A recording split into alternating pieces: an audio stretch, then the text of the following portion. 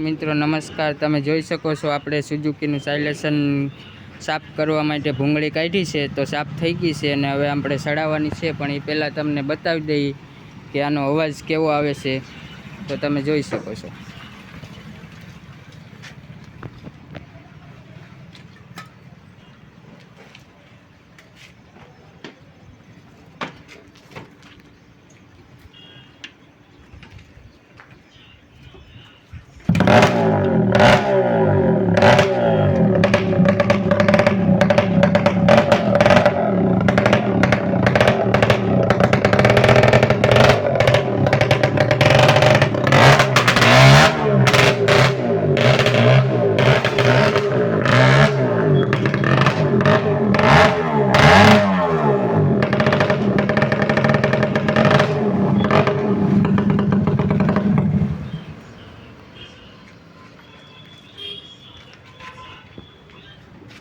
તો જોયું મિત્રો સુઝુકીનો અવાજ કેવો આવે સાયલેશનની ભૂંગળી કાઢીને।